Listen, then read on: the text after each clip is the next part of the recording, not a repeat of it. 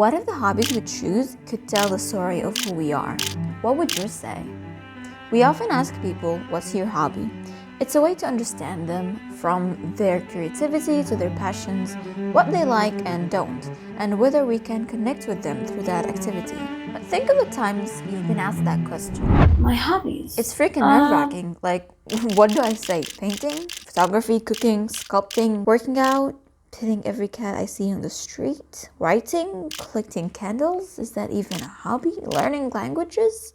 They're all valid hobbies, but which one should I say first? Which one would explain me best? Ever since I was a kid, I've always loved taking photos. My phone storage has always been full, and I used to dream of having a YouTube channel and a camera, but I didn't think it could be real. I started saving my idea as a joke until one day I found myself seriously looking up cameras online. And after researching, I picked this baby right here. Photography turned into filmmaking, and now here I am. My new life starts now. Maybe the hobby that best describes me is the one I've loved since I was a child. Okay, here's another hobby that I enjoyed as a child. As a kid, I loved playing football with my brothers. I even thought I was meant to be a goalkeeper. Every evening, my brother and I would head to the house entrance and just us and a football. I'd stand at the door pretending it was my little goal to keep, while my brother stood on the other side, kicking the ball. I still remember the sound of the football hitting the walls, the echo of laughter, my mom scolding us not to break things, and the thrill of pretending I was the best goalkeeper in the world. It wasn't about football though, it was about spending time with my brothers. I don't like football anymore, but bits of it are still in me. I love running and staying active. Hobbies can fade away, and that's okay. We grow out of parts of us, but we grow into another, even more beautiful one. What's left behind is what truly matters. So no, not everything you liked as a kid describes you, and is still a part of you.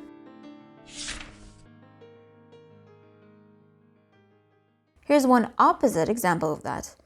I didn't like reading as a kid, but now I do.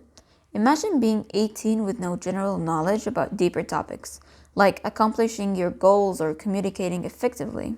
As we grow, higher expectations are shoved into our faces. The smart ones, like me, find ways to meet them and enjoy the process. Giving a good presentation at school is alright, but researching a topic, gathering unique information, and making it fun for my classmates? That's on a whole other level. I meet those expectations by turning the requirements of them into hobbies, and I actually get to enjoy them. I get to enjoy the process. We're not just one thing. We're a mix of everything we've tried, loved, and experienced. In colors, red and blue make purple. But for people, red and blue could make yellow or even green. The beauty of being human is that we can't be put in a box. So don't just express yourself with one hobby. Explore more and be more. Some people say, I don't have a hobby. And I think, damn, how boring must your life be? Hobbies give another perspective to things. You see, once I hold up my camera and I start looking through my lens, I leave for a while to a whole different world. All of a sudden, the everyday scene of a father with his daughter radiates love and nostalgia. The group of friends crossing the street feels like a Beatles poster. So many worlds and countless inside jokes.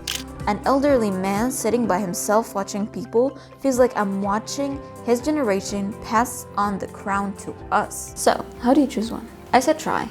Look things up, take suggestions, or just stumble upon something new. Allow yourself to be actually able to try. Be flexible and be open to new opportunities and chances. Remember to always keep it halal though, and on the topic of halal, try swimming or horseback riding. And I would say archery, or in this modern situation, I'd say shooting, but that's a little bit more difficult. So if you can take up swimming or horse riding or both, that would be great. So what's stopping you from picking up a paintbrush, a camera, or even just a book? You won't know unless you try, and you won't lose anything by trying. Okay, so to help you pick a hobby, I'm gonna tell you the 4 types of hobby that I stumbled upon while researching for this video.